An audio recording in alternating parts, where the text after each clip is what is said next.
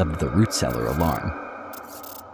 I once house sat a very old manor home near the Mason-Dixon line. The house was built in the mid-1700s and had seen many changes over the years. It was big, with many rooms and additions, and it had that heavy, quiet feeling that old houses sometimes have. The kind of quiet that makes you feel like you're not really alone. The part of the house that had been there the longest, the original part, had thick stone walls, low ceilings, and creaky wooden floors. It also had a root cellar deep under the house. People used to store food in those cellars long before refrigerators were around. This one had a heavy wooden door at the end of a narrow hallway, and every time I walked past it, I felt something strange. Not just fear, but a heavy feeling in my chest, like something didn't want me to go down there. I never opened the door. I never went down those stairs. The house had more than one alarm system because of all the additions. The old part of the house had its own alarm, an older system with motion detectors. Most of the time, I didn't think much about it. I was staying there alone for a week while the family went on vacation, and everything seemed fine for the first few days. Quiet, still, a little creepy at night, but I was used to old houses and I didn't let it bother me. But on the fourth night, something strange happened. It was around 2 a.m. when the alarm went off. The loud beeping and buzzing woke me from a dead sleep. I jumped out of bed and ran to the control panel. It was the old system, the one in the original part of the house. I entered the code to stop it, and everything went quiet again. I sighed, thinking maybe a mouse had triggered the motion sensor. Old wiring, old systems. Sometimes these things just glitch. I went back to bed. Maybe 20 minutes later, the alarm went off again. This time, I felt a little nervous. I went back to the panel, looked at the screen. It didn't show any windows or doors open, just movement. Movement in the hallway near the root cellar. I turned off the alarm again, stood there for a moment, and looked down the hallway. It was dark, too dark. I flipped the light switch, but the bulb flickered and stayed off. I remember feeling my heart pound a little faster. I didn't walk down the hall. I didn't want to go near that door. Instead, I just locked the bedroom door behind me and tried to go back to sleep. The alarm went off again, and again, and again. By morning, I had gotten out of bed 7 or 8 times. Each time, it was the same part of the house. The hallway, the root cellar, the same motion alert. I barely slept. When the family came home a few days later, I told the father about what happened. He frowned, confused. "That's odd," he said. "That alarm system has never gone off like that before. It's old, sure, but it's always worked fine. And the sensors in that part of the house are motion only. No doors or windows connected. Something had to be moving down there." He didn't say it in a spooky way. He seemed more curious than afraid, but I could tell he was trying to make sense of it. A few weeks later, I found out something that made my skin crawl. I was talking to someone who knew a lot about the area. They told me that the house was just down the street from a Quaker meeting house, an old one, used since the 1700s. That area had a strong Quaker population, and many of the families there had been part of the Underground Railroad. They helped people escape from slavery, hiding them in their homes, especially in root cellars and sub-basements. I asked if it was common in that area. "Oh yes," they said. "Almost every old home like that had a hidden space. Some of them still do. And the families that helped, many of them were Quaker." That stopped me cold. I didn't tell them this, but my own family is ancestrally Quaker. I grew up hearing stories about peace, fairness, helping others, and now, thinking back to those nights in the manor house, I began to wonder, was something down there trying to reach me? Someone? Some memory left behind? The family who owned the house weren't Quaker. They didn't have that history. But maybe, just maybe, something in that cellar recognized me. Maybe something wanted me to come down there. Maybe it thought I could help, or maybe it was warning me to stay away. I've never gone back to that house. I still remember the feeling of standing at the edge of that hallway, looking into the dark, hearing the alarm scream into the silence. I remember the dread, the cold air that seemed to leak out from under the root cellar door. I remember how my fingers shook as I typed in the code over and over, night after night. And now, knowing what I know, I don't think it was a glitch. Something was down there, something that moved, something that waited, and maybe it's still there. It was late at night when we got home from our vacation. The drive had been long, and we were all tired. The kids had fallen asleep in the back seat, and my husband was quietly humming to himself as he turned the car into our driveway. The house looked the same as always, peaceful and still in the dark. The porch light was on, casting a soft glow over the front steps. We parked and began to unload our things. My husband popped the trunk while I carried a few bags up to the porch. Our two kids, now a bit more awake, were stretching and dragging their feet as they helped. It was just a normal moment. A family returning home, everyone doing their part. The air was cool, quiet, just the usual sounds of the neighborhood at night. Then our dog started barking. It wasn't just a little bark. It was that deep, warning bark, the kind he only uses when something is wrong. We all stopped what we were doing. I was standing on the porch, holding a suitcase. My husband and the kids were by the car. We all turned at the same time to look at the dog. He stood at the edge of the porch, facing the yard. His body was stiff, tail straight, ears pointed forward. His eyes were locked on something. And then we saw it, a shadow. It wasn't just a blur or something out of the corner of your eye. It was clear. A tall, thin figure, walking from the front of the yard to the back.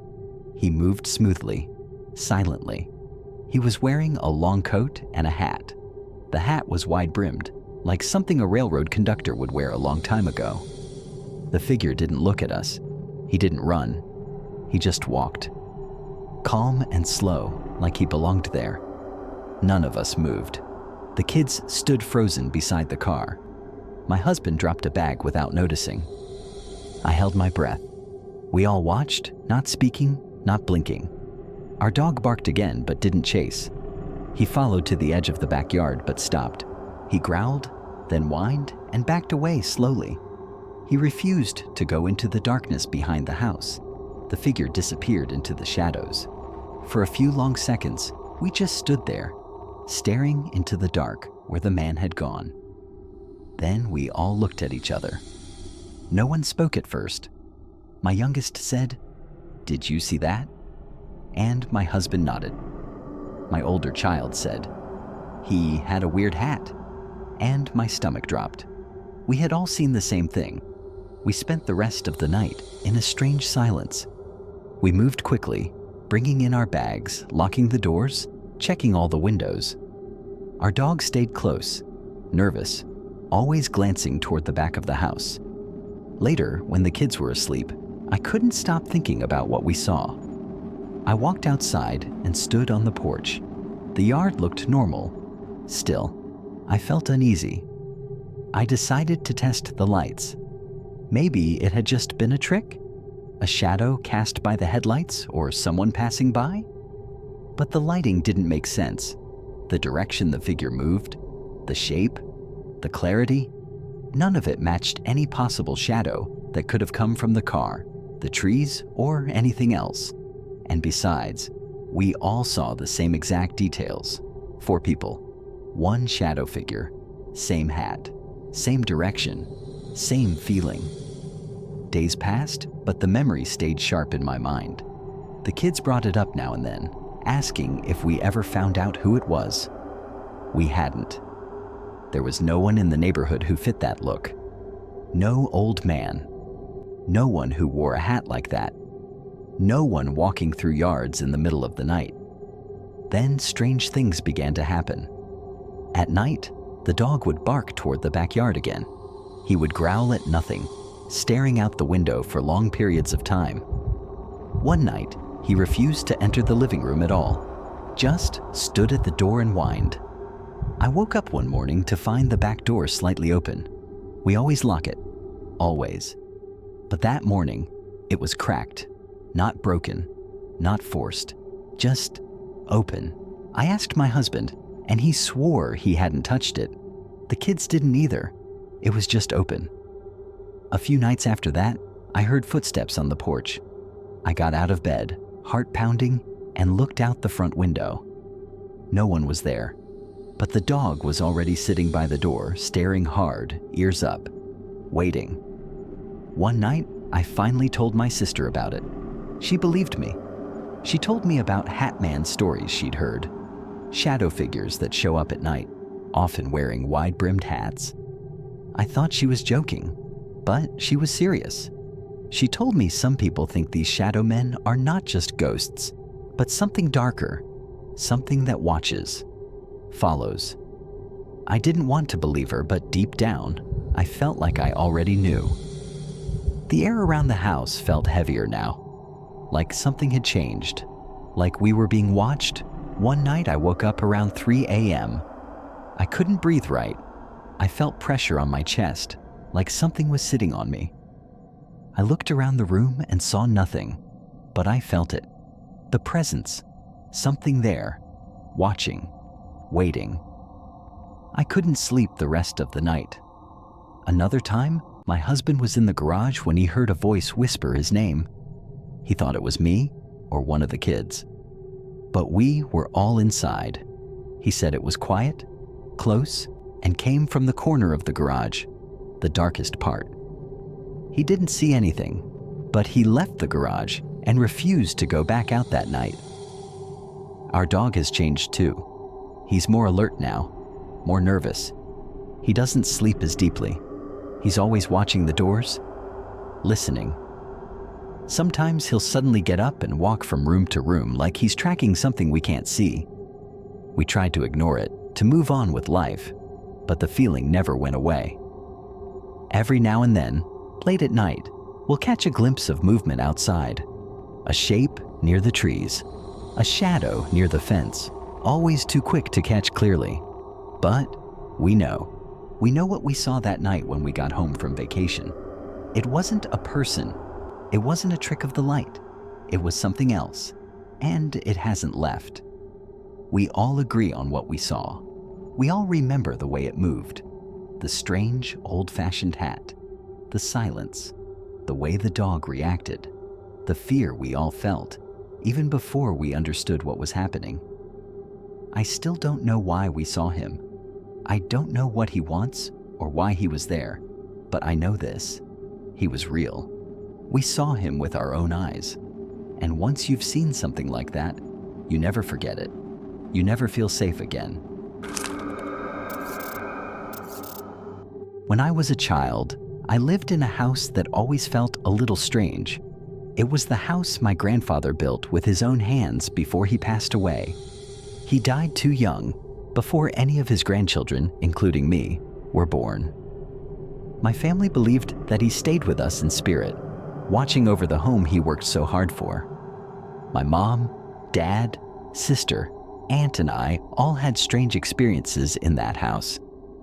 But the scariest one happened to me when I was in middle school. I don't remember this myself, but my mom once told me a story from when I was a toddler. One day, I looked into the dining room and saw a man sitting on my grandfather's old wooden stereo. It was a long piece of furniture against the wall. I pointed to the man and asked my mom, "Who is that man here?" She looked and didn't see anyone. She said, "What man?" I walked up to the empty stereo, patted the air like I was patting someone's leg, and said, "It's okay, I see you." Later, when I saw a picture of my grandfather, I pointed him out and said that was the man I saw. I was too young to remember any of that now, but it always stayed with my mom. As I got older, I noticed strange things in the house. Sometimes there would be small sounds like creaks, knocks, or cracks in the hallway. My bedroom door had to stay open at night, so heat from my room could warm the rest of the house. Because of that, I could always hear what was going on in the hallway. The sounds didn't happen every night, but when they did, they felt strange. They weren't just random old house noises. They felt smart, like something was testing me, like it knew when I was listening or when I was scared. If I ignored the sounds, they would slowly stop. If I looked toward the hallway or listened closely, they would stop too, like the thing making them knew I was aware. Most nights I could still sleep after a while, but it always made me nervous. Then, one night, everything got worse. I was about 12 years old. It was late, probably between 10 or 11 p.m. to around 1 in the morning. Everyone else in the house was asleep. I was alone in my room, lying in bed, and the sounds started again.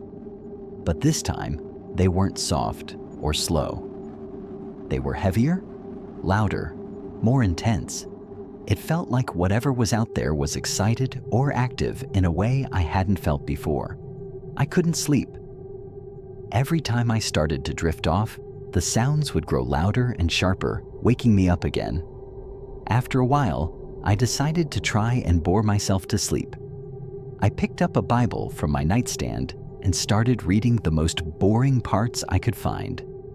I thought maybe it would make me sleepy. I lay on my side with the light on, holding my head up with one hand.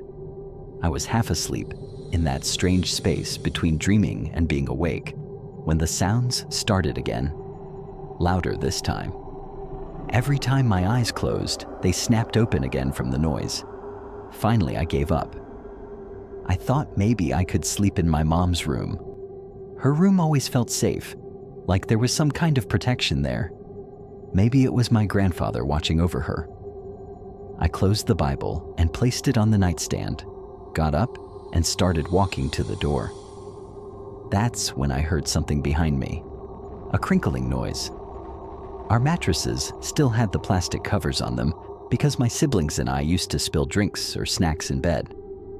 Sometimes when you got up, the plastic made noise, but this was louder and longer than usual.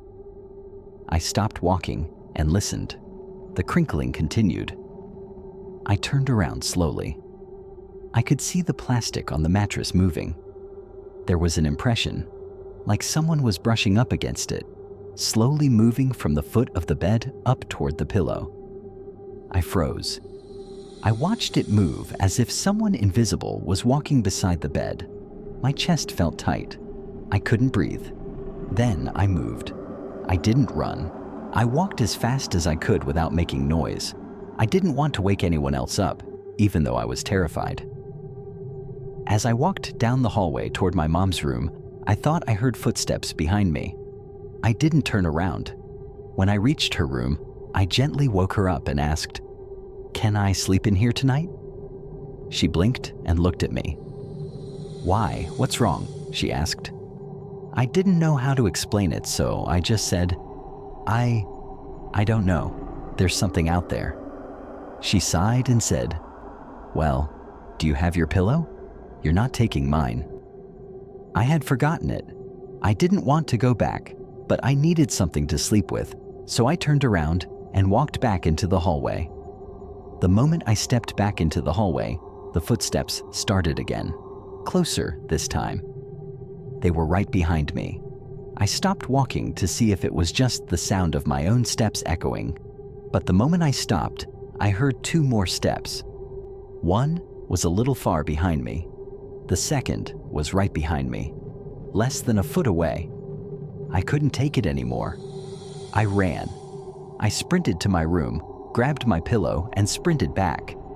As I ran, I heard more footsteps behind me, not following me anymore, just filling the hallway like something was pacing or watching me run. I didn't stop until I was back in my mom's room with the door closed. I lay in her bed, hugging my pillow, heart pounding in my chest. I didn't fall asleep for a long time. Maybe a half hour passed before I finally dozed off. The next day, I tried not to think about it. I didn't tell my mom exactly what had happened. I thought maybe I had imagined it, but later that afternoon, I heard her on the phone. She was talking to someone and mentioned that it was my grandmother's birthday. I stopped and listened. Something clicked in my head. My grandfather, the man who built the house, loved to celebrate my grandmother's birthday. My mom said he used to make a big deal out of it every year before he passed, and I realized something strange. Every year, around the same time, I had more experiences like the one the night before. I had always brushed them off, but now it made a little more sense. Maybe, in his own way, he was trying to celebrate or say hello. I still don't know exactly what happened that night. I never saw anything clearly, but I felt it. I heard it. I experienced it. Whether it was a ghost, a memory, or just my mind playing tricks on me, I'll never really know. But I will never forget that feeling of being followed, of something unseen brushing against my bed, of hearing footsteps in the dark. Even today, I still believe my childhood home was haunted. I don't think it ever meant harm. Maybe it really was my grandfather watching over us. But some nights, when the house was quiet and I heard those familiar sounds, it didn't feel like watching. It felt like something wanted me to know it was there. And those were the nights I didn't sleep. If you like the video, please give it a like, leave a comment, and don't forget to subscribe to the channel. Also hit the bell icon so you never miss an update.